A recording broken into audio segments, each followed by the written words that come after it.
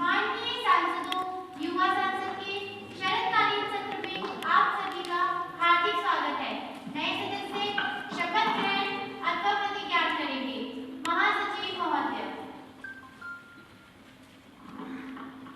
सुश्री बुलबुल, जो उत्तर प्रदेश के प्रयागराज के संसदीय क्षेत्र से निर्वाचित हुई हैं।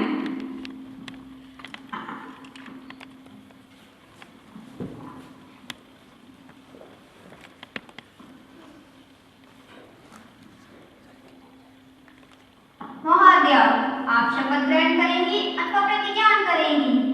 महोदय, मैं शपथ ग्रहण करूंगी। आप किस भाषा में शपथ ग्रहण करना चाहेंगी? हिंदी में महोदय।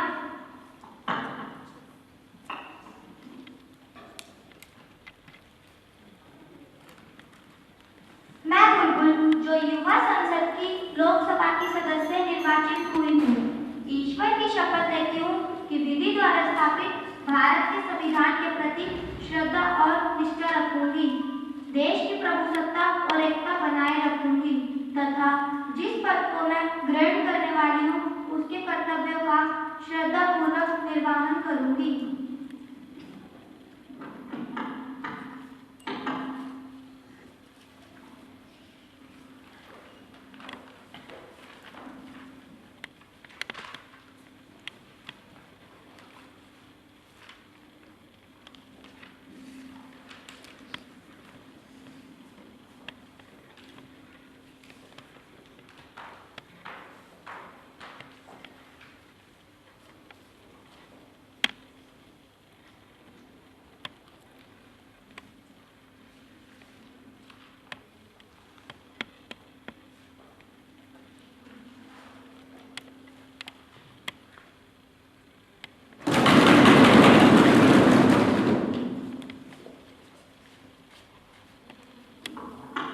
जो दिल्ली के करोलबाग के संसदीय क्षेत्र से निर्वाचित हुई हैं।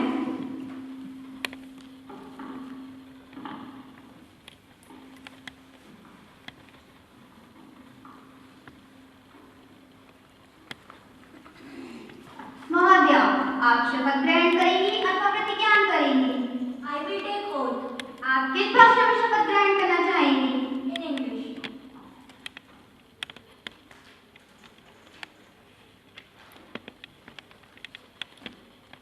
I am Mansi, having been elected a member of lower house of the youth parliament, do swear in the name of God that I will bear true faith and allegiance to the Constitution of India as by law established, that I will uphold the sovereignty and integrity of India, and that I will faithfully discharge the duty upon which I am about to enter.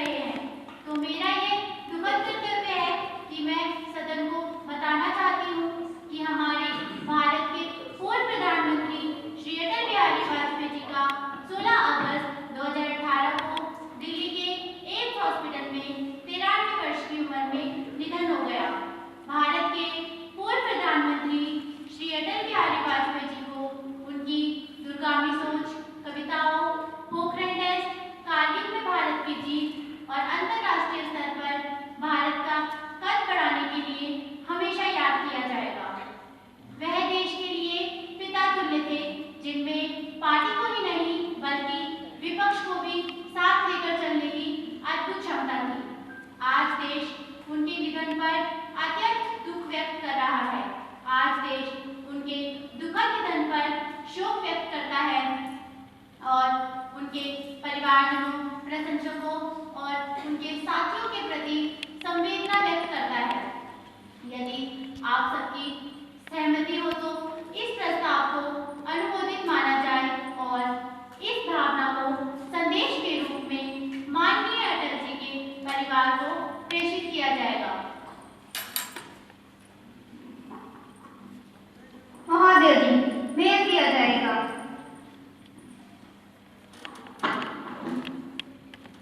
माननीय सदस्यगण, पूर्व प्रधानमंत्री श्री अटल बिहारी वाजपेयी जी के निधन पर पूरे देश में शोक की लहर है। वाजपेयी जी भले ही हमें छोड़कर चिर निद्रा में लीन हो गए हों, लेकिन उनकी वाणी, उनका जीवन दर्शन सभी भारतवासियों को प्रेरणा देता रहेगा। उनका ओजस्वी, तेजस्वी और यशस्वी व्यक्तित्व सदा देश के लोगों का मार्गदर्शन करता रहेगा। हर कोई उन्हें उनके भाषणों, कविताओं आदि के जरिए याद कर रहा है। उन्होंने खुद को किसी खास विचारधारा के पहरेदार के रूप में स्थापित नहीं होने दिया।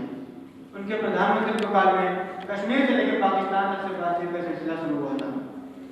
अलगाववादियों से बातचीत के फैसले पर सवाल उठा कि क्या बातचीत संविधान के दायरे में होगी, तो उनका जवाब था इंसानियत के दायरे में होगी। अटल बिहारी वाजपेयी जी को एक ऐसे नेता के तौर पर भी याद किया जाएगा जिन्होंने विपरीत विचारधारा के लोगों को भी साथ लिया और गठबंधन सरकार बनाई। विपक्षी पार्टी के नेताओं की वह आलोचना तो करते ही थे, साथ ही अपनी आलोचना सुनने पर भी साहस रखते थे। ऐसे में विरोधी भी उनकी बात को बड़ी तल्लीनता से सुनते थे। संयुक्त राष्ट्र संघ में उनके द्वारा दिया गया हिंदी में भाषण उस समय काफी लोकप्रिय हुआ था। उनके द्वारा सुने हुए शब्दों का ही असर था कि यूएन के प्रतिनिधियों ने खड़े होकर वाजपेयी जी के लिए तालियां बजाई थी। इसके बाद कई बार अंतर्राष्ट्रीय मंच पर अटल जी ने दुनिया को हिंदी में संबोधित किया था। केंद्र की कांग्रेस सरकार ने संयुक्त राष्ट्र मानवाधिकार आयोग में भारत का पक्ष रखने वाले प्रतिनिधिमंडल की नुमाइंदगी अटल जी को सौंपी थी। किसी सरकार का विपक्षी नेता पर इस हद तक भरोसे को पूरी दुनिया में आश्चर्य से देखा जाएगा। ऐसे थे हमारे दिवंगत प्रधानमंत्री जी। उनको मेरा शत शत नमन।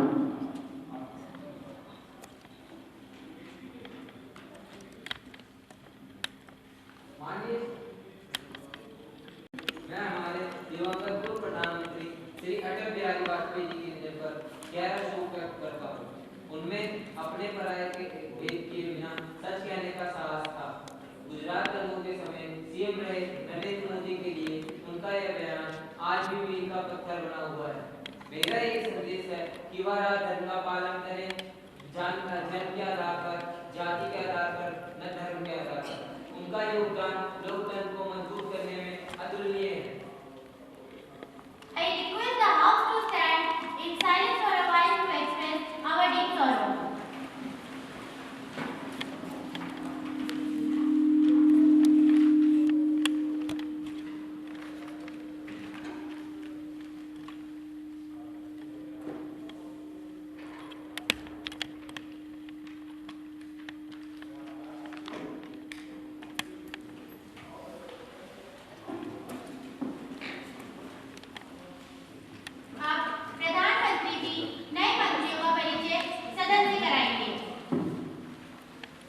सुश्री पूजा जी, संसदीय कार्य मंत्री। सुश्री खुशबू जी, खेल मंत्री।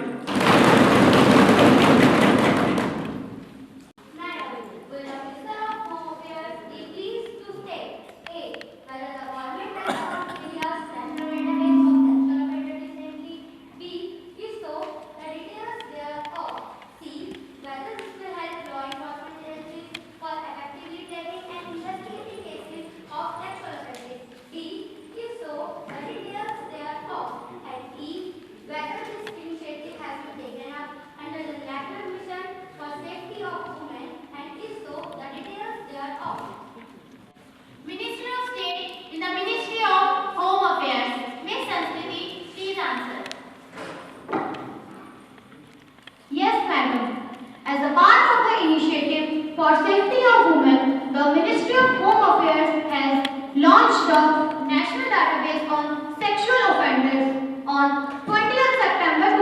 2018. This online facility is exclusively for the use of law enforcement agencies having access to interoperable criminal justice system.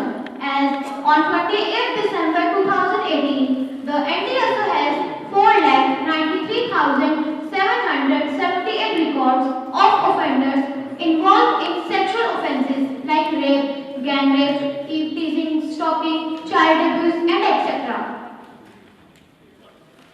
प्रश्न संख्या 102 miss Vanshika.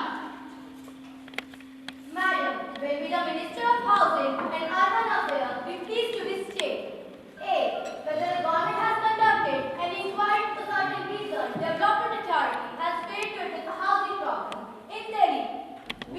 If so, the clear thereof. C. If not, the reason therefore. And the reaction of government thereto. Minister of State in the Ministry of Housing Urban Development, Ms. Janvi, please answer. A to D.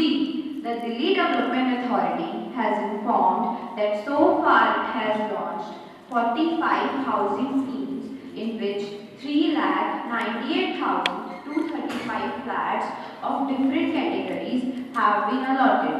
In addition, DDA has allotted 80,857 residential plots under Rohini Residential Scheme. 884 plots have been allotted to various group housing society in Rohini, Dwarka, East and South Delhi, which has contributed to about 1,16,328 flats under various categories. A total of 118 cooperative societies have also been allotted plots for residential purpose. Further, 10,791 residential plots under alternative allotment and 894 plots through auction have been allotted in different parts of Delhi. All these schemes have been allotted plots towards meeting the housing requirements. As regards corruption in DDA, it is stated that alleged corruption received from time to time, and if the allegations are established, action as per the DDA Conduct, Disciplinary and Appeal Regulation 1999 is initiated against delinquent officer.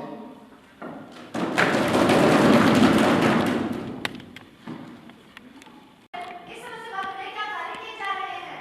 इनके इतने घर बनाने के बावजूद लोग ठंड में बाहर क्यों मर रहे हैं?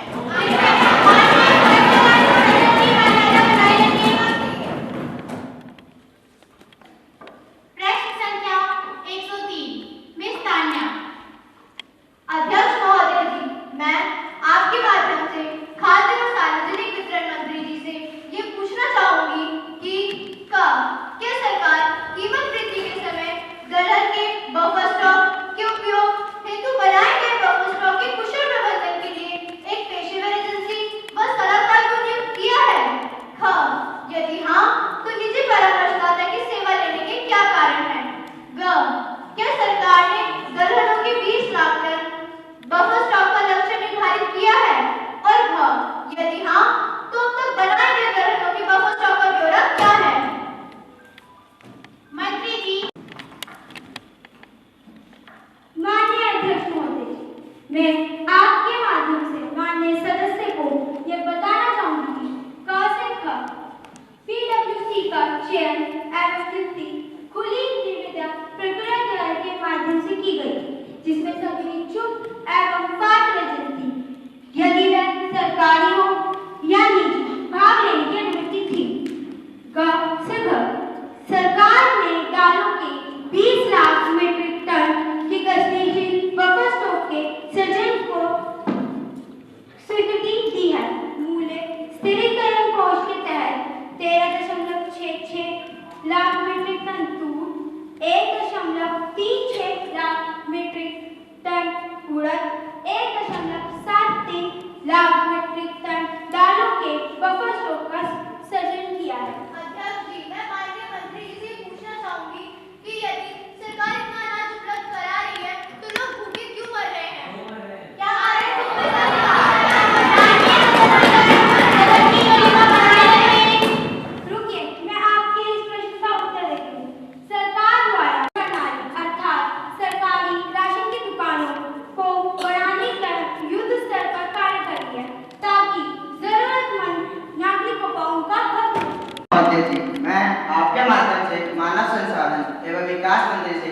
पूछना चाहता हूँ कि क्या राज्य सरकारों में का विद्यालयों में विद्यार्थियों को अनुत्तीर्ण नहीं करने की नीति में संशोधन करने का विचार है? यदि हाँ, तो केंद्र सरकार ने उनकी मांगों पर अब तक क्या विचार किया है? और यदि हाँ, तो इसका तत्संबंधी ब्यौरा क्या है, तथा यदि नहीं तो इसके क्या कारण हैं? माननीय सदस्य, माननीय अध्यक्ष जी, मैं आपके माध्यम से माननीय सदस्य को यह बताना चाहती हूँ कि क से ग निःशुल्क और अनिवार्य बाल शिक्षा का अधिकार अधिनियम 2009 आरटीई की धारा 16 में प्रावधान पेश किया गया था। आरटीई अधिनियम 2009 में अनुत्तीर्ण न करने के प्रावधान को संशोधित करने के लिए निःशुल्क और अनिवार्य बाल शिक्षा 18 जुलाई 2018 को पारित किया गया प्रावधान है कि एक प्रत्येक सत्र के अंत में 5वीं 8वीं कक्षा में नियमित परीक्षा। 2, यदि कोई बालक नियमित परीक्षा में अनुत्तीर्ण होता है तो उसे अतिरिक्त शिक्षा प्रदान करना।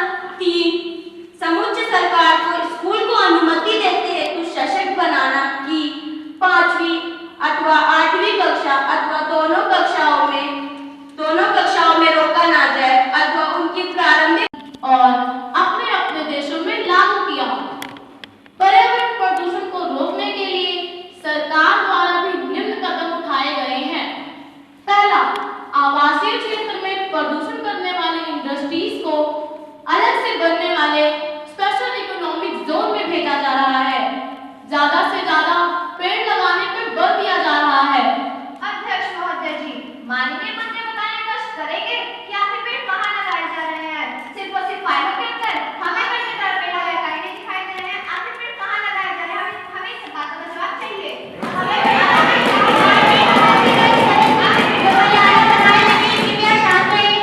कृपया शांतिपूर्वक सुने, आपके सभी प्रश्नों का उत्तर मेरे पास है। नमामि गंगे प्रोजेक्ट से गंगा नदी के प्रदूषण को युद्ध स्तर पर कार्य किया जा रहा है। अध्यक्ष महोदय जी, माननीय मंत्री बताने कष्ट करेंगे कि आखिर गंगा नदी का साफ क्यों नहीं हुई है? आखिर इतने सालों से लगाया गया फसलों में कहाँ गया है?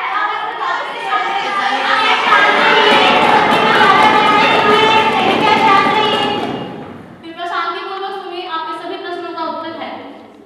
भारत सरकार के वित्त मंत्रालय ने अपने काफिले में 15 इलेक्ट्रिक वाहन शामिल किए हैं।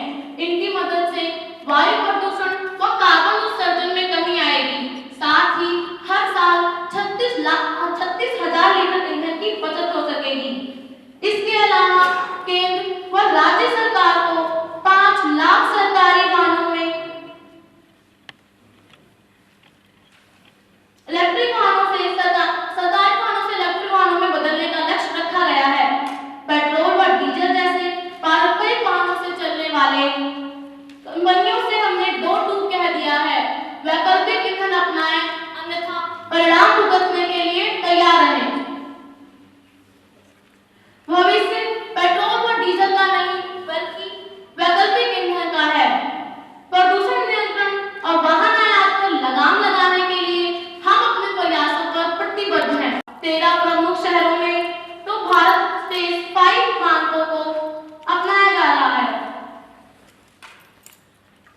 जबकि अप्रैल 2017 में पूरे देश में लागू किया गया।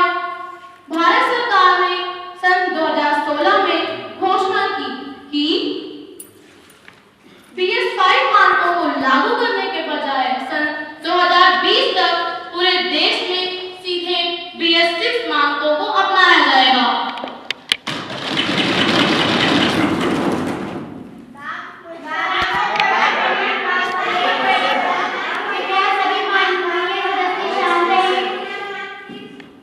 सदन की कार्यवाही सुचारू रूप से चलने दीजिए। Now questions are and paper will be let out. Rajya Sabha से प्राप्त संदेश को पढ़ेंगे।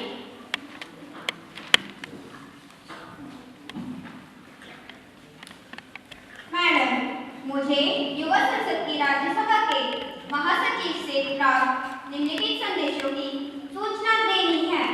युवा संसद को राज्यसभा के प्रक्रिया तथा कार्य संचालन विभाग के अनुसार मुझे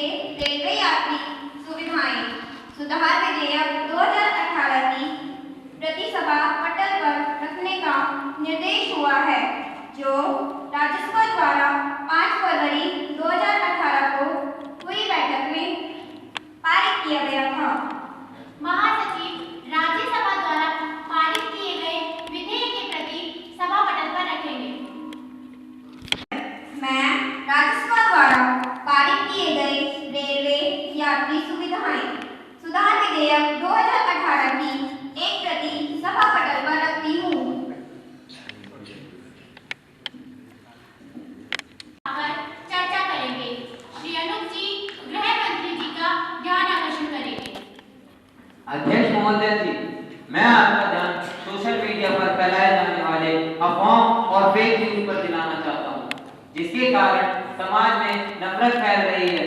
इसको रोकने हेतु सरकार द्वारा क्या कदम उठाए जा रहे हैं? गृह मंत्री जी, मिस संस्कृति। मैडम जी, सोशल मीडिया पर फैलाए जाने वाले अफवाहों और फेक न्यूज पर लगाम लगाने के उद्देश्य से वर्ष 2011 में जारी अधिसूचित नियमों के स्थान पर सूचना प्रौद्योगिकी नियम 2018 के मसौदे पर आम लोगों से राय मांगी गई है। इलेक्ट्रॉनिक्स एवं सूचना प्रौद्योगिकी मंत्रालय ने इस संबंध में कहा है कि वर्ष 2011 में अधिसूचित नियमों के स्थान पर सूचना प्रौद्योगिकी नियम 2018 का मसौदा तैयार किया। विभिन्न मंत्रालयों के बीच और उसके बाद social media platform Facebook, Google, Yahoo, Twitter, WhatsApp और मध्यवर्ती संस्थाओं का प्रतिनिधित्व करने वाली अन्य एसोसिएशनों जैसे COAI, IAMAI, IASPAI जैसे संदेश देने वाले प्लेटफॉर्मों सहित अन्य साझेदारों की राय के आधार पर इस मसौदे को तैयार किया गया है। मंत्रालय ने अब लोगों की राय लेने के लिए नियमों का मसौदा तैयार किया है, जिस पर टिप्पणियां 15 फरवरी तक राय की जा सकती है। सूचना, ई-कॉमर्स और ई-ट्रांजैक्शन को कानूनी मान्यता प्रदान करने, ई-शासन को बढ़ावा देने, कंप्यूटर आधारित अपराधों को रोकने तथा सुरक्षा संबंधी कार्यप्रणाली और प्रक्रिया सुनिश्चित करने के लिए इस कानून को अमल में लाया गया था। यह कानून 17 अक्टूबर 2000 को पारित किया गया। सूचना प्रौद्योगिकी कानून 2000 के अनुच्छेद 79 में प्रदत्त ऐसी कार्रवाई जिसमें बिक्री, खरीद, ठेके आदि के बारे में उपयुक्त और विश्वसनीय जानकारी एकत्र करने और पेशेवर सलाह देने के लिए आवश्यक है। इसमें अधिसूचित नियम सुनिश्चित करते हैं कि उनके मंच का इस्तेमाल आतंकवाद, उग्रवाद, हिंसा और फेक न्यूज के लिए नहीं किया जाता रहा है। अपराधियों और राष्ट्र विरोधी तत्वों द्वारा सोशल मीडिया के दुरुपयोग के मामलों ने कानूनी क्रियान्वयन करने वाली एजेंसियों के लिए नई चुनौतियां खड़ी कर दी हैं। इसमें आतंकवादियों के भीतर के लिए प्रलोभन, वैमन से फैलाना, अश्लील सामग्री का प्रसार, हिंसा भड़काना, फेक न्यूज आदि शामिल है। फेक न्यूज व्हाट्सएप और अन्य सोशल मीडिया साइटों के जरिए फैलाई गई अफवाहों के कारण 2018 में भीड़ द्वारा हत्याओं की अनेक घटनाएं हुई हैं। सोशल मीडिया प्लेटफॉर्म के दुरुपयोग और फेक न्यूज के प्रसार पर सरकार सदन को यह बताना चाहती हूँ कि कानूनी ढांचे को मजबूत करने और इस कानून के अंतर्गत सोशल मीडिया प्लेटफॉर्मों को जवाबदेह बनाने के लिए यह कृत संकल्प है।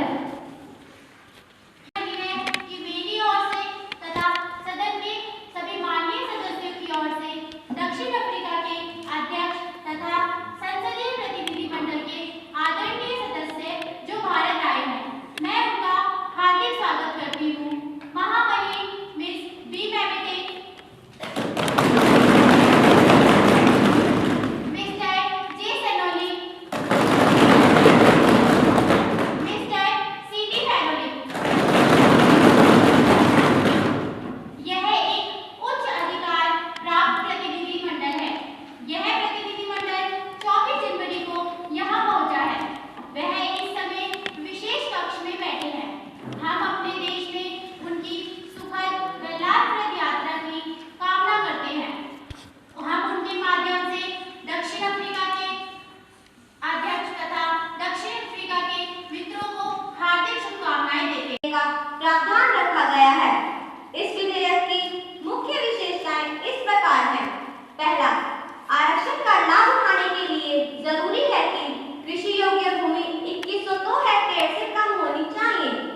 इस नियम के मुताबिक अगर किसी व्यक्ति के पास 5 हेक्टेयर से ज्यादा कृषि योग्य भूमि होगी तो वह आरक्षण देने का हकदार नहीं होगा। दूसरा, घर के मामले में भी सरकार ने आरक्षण के नियम बनाए हैं। इस नियम के मुताबिक अगर सवर्ग आरक्षण लाभ उठाना है तो घर की जमीन से जुड़े कागजात भी दिखाने होंगे। आरक्षण का लाभ लेने वाले का घर 1000 स्क्वायर फीट जमीन से कम में बना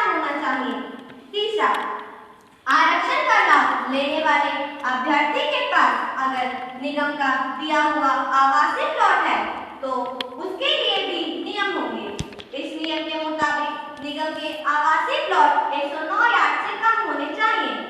इससे बड़े प्लॉट में रहने वाले लाभार्थी को आरक्षण का लाभ नहीं दिया जाएगा। चौथा, आरक्षण का लाभ लेने वाले अभ्यर्थी को अगर निगम के बाहर का आवासीय प्लॉट मिला है तो भी वह आरक्षण के दायरे में तभी आएगा जब वह सभी शर्तों को पूरा करेगा। निगम के नियम के मुताबिक निगम से कम होने चाहिए।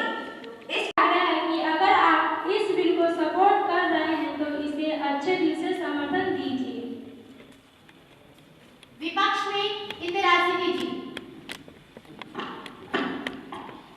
माननीय अध्यक्ष महोदय, सरकार की यह नीति ठीक है, लेकिन उसकी नीयत पर हमें विश्वास नहीं है। क्या कारण है कि सरकार इतने महत्वपूर्ण संशोधन विधेयक को आखिरी सेशन के आखिरी दिन और अंतिम घड़ी में लेकर आई है? यदि यह पारित हुआ भी तो एक भी व्यक्ति को इस सरकार के कार्यकाल में कोई लाभ नहीं मिलेगा। पक्ष में ज्योति जी। पक्ष में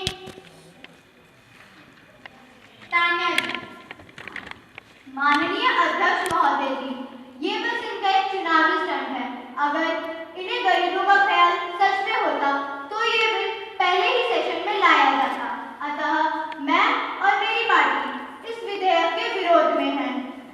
यह बिल सुप्रीम कोर्ट में भी नहीं ठहरेगा क्योंकि वहां पहले ही 50% से अधिक आरक्षण नहीं दिया जाता है। माननीय अध्यक्ष महोदय, यह एक ऐतिहासिक बिल है। जिन लोगों को अब तक आरक्षण का लाभ नहीं मिल पाया है वे लाभान्वित होंगे। यह लंबे समय से लोगों की मांग थी। यह बिल राष्ट्र के हित में लाया गया है। मुझे विश्वास है कि लोकसभा और राज्यसभा से पारित हो जाएगा क्योंकि सभी पार्टियों ने इस पर एक राय ली है। वंशिका जी। माननीय अध्यक्ष महोदय, यह बिल बाबा साहेब अम्बेडकर जी का अपमान है क्योंकि इस बिल द्वारा सामाजिक न्याय नहीं हो रहा है जो कि आरक्षण का मूलभूत आधार था। सामान्यों को कभी अछूत परंपरा या पिछड़े जाने का सामना नहीं करना पड़ा है। इसका सामना केवल दलितों, पिछड़े लोगों व मुसलमानों को ही करना होगा। अतः इस बिल को पास करने के लिए एम्पिरिकल एविडेंस नहीं है और मैं इस बिल का विरोध करती हूँ। पक्ष में दिनेश। हमारी सरकार को हमेशा दलित विरोधी कहा जाता था, लेकिन सरकार ने SC/ST एक्ट में सुधार करके लोगों को मजबूत किया है। अब स्वर्ण जाति के लाभ हेतु यह विधेयक लाई गई है। मैं इस आरक्षण के समर्थन में हूँ, लेकिन यह आरक्षण केवल नौकरी ही और शिक्षा में ही नहीं अपितु निजी क्षेत्र और न्यायपालिका में भी मिले। विपक्ष में गरीबों के सपोर्ट के लिए है, लेकिन अगर विस्तृत चर्चा के साथ पास होता तो बेहतर था। अतः यह इस पर विस्तृत चर्चा हेतु JPC को भेजा जाना चाहिए।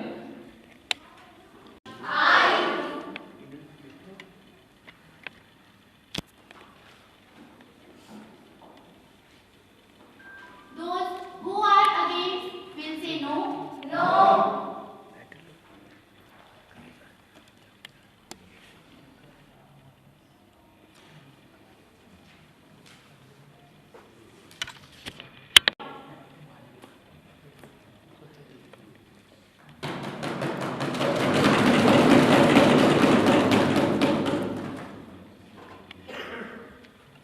Now the question is that clause is that 2 to 7 stand part of the bill.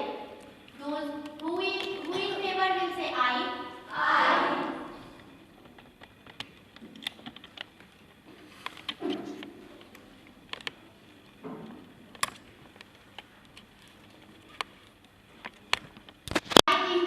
I think I have it.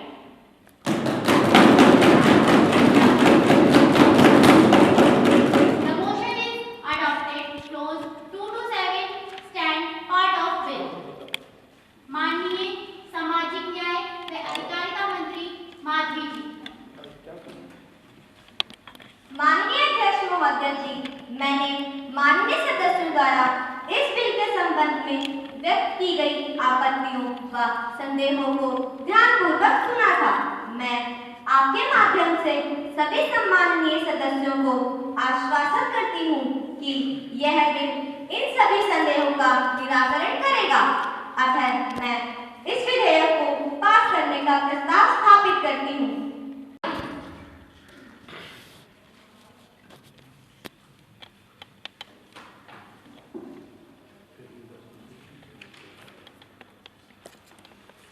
Those who are against, will say no. No.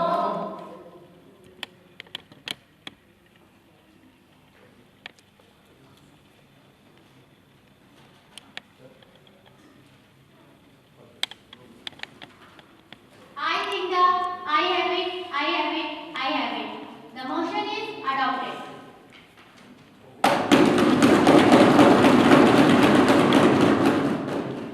माननीय सदस्यगण, 53वां युवा संसद का यह सत्र जो 15 जनवरी 2019 को आरंभ हुआ था, आज 1 फरवरी 2019 को संपन्न होने जा रहा है। इस सत्र के दौरान हमने 12 बैठकें की जो 46 घंटे से ज्यादा वाली थी। इस सत्र के दौरान महत्वपूर्ण वित्त विधेयक और अन्य कार्य निपटाए गए। इस सत्र में अनुपूरक मांगों पर 2 घंटे चर्चा की, तत्पश्चात उन्हें मतदान के लिए रखा गया और विनियोग वित्त विधेयक पास किया गया। वर्तमान सत्र के दौरान 12 सरकारी और 2 निजी विधेयक पास हुए, जिनमें से कुछ हैं 3 तलाक संबंधी विधेयक, कंपनी संशोधन विधेयक, भारतीय परिषद विधेयक, भारतीय औषधि प्रणाली के लिए राष्ट्रीय आयोग संबंधी विधेयक, राष्ट्रीय विमान विधेयक, राष्ट्रीय योग एवं प्राकृतिक चिकित्सक आयोग विधेयक, राष्ट्रीय विमान संशोधन विधेयक, जलियांवाला बाग राष्ट्रीय स्मारक संशोधन विधेयक, सूचना प्रौद्योगिकी संशोधन विधेयक, राष्ट्रीय जांच एजेंसी संशोधन विधेयक, गैर कानूनी गतिविधि रोकथाम संशोधन विधेयक, बांध सुरक्षा विधेयक, NCERT विधेयक आदि शामिल है। इस सत्र में सदस्यों ने सदन को चलने देने में और महत्वपूर्ण विधेयकों और सभी सदस्यों को तहे दिल से सबका आभार व्यक्त करती हूँ। इस सत्र में बहुत सार्थक चर्चाएं हुई, सबने बहुत सहयोग दिया, परंतु मैं कुछ का उल्लेख करूंगी जिन्होंने बहुत अच्छा बोला, जिनमें से कुछ हैं सुश्री वंशिका, सुश्री ज्योति, सुश्री संस्कृति, सुश्री बुलबुल आदि शामिल हैं। आखिर में अपनी और आपकी तरफ से मीडिया के मित्रों और विदेश से आए मित्रों का भी हार्दिक स्वागत करती हूँ। इस अवसर पर संसद के महासचिव